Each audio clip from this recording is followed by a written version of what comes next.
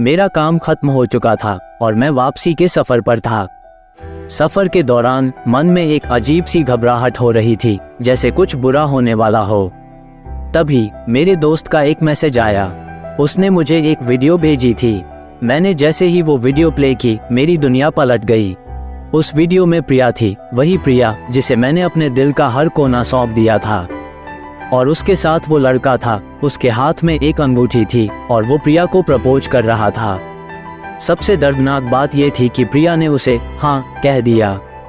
वो मुस्कुरा रही थी, उसने खुशी से हाँ कर दी। ये देखते ही मेरे पैरों तले ज़मीन खिसक गई। ऐसा लगा जैसे पल भर में सब कुछ बिखर गया हो, अंधेरा सा छा गया हो। वीडियो मेरी आंखों के सामने थी, लेकिन मेरा दिल इस सच्चाई को मानने के लिए तैयार नहीं था। दिल को तोड़ देने वाली ये तस्वीरें जैसे मेरी सारी उम्मीदों को चकनाचूर कर रही थी। मैंने खुद से कहा, नहीं, प्रिया से सुनना होगा, उसका सच जानना होगा। मैं सीधा उसके कमरे पर गया जवाब लेने के लिए।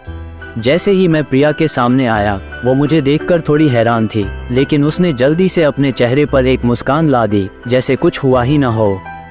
उसने मुझे अंदर बुलाया। मुझे पता होता तुम आ रहे हो तो मैं तैयारी करती, उसने हंसी में कहा, लेकिन मेरी आंखों में सिर्फ एक सवाल था।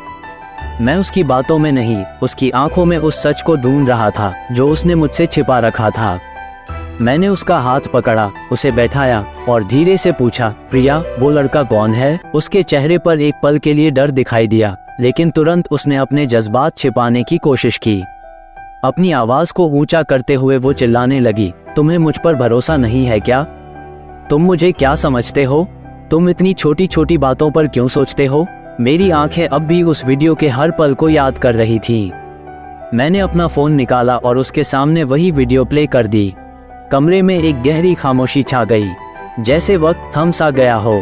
प्रिया के पास अब कहने के लिए कोई शब्द नहीं बचे थे। उसने धीरे से अपना सर झुकाकर कहा, हाँ आदित्य, मैं उसे पसंद करती हूँ और वो भी मुझे पसंद करता है। अब मैं सिर्फ उसके साथ रहना चाहती हूँ। ये शब्द सुनते ही मेरी सांसें रुक गईं, जैसे कोई रस्सी मेरे गले में कसती जा रही थी। प्रिया और कोई? प्रिया ने मेरी तरफ देखा, उसकी आंखों में एक अजीब सी ठंडक थी।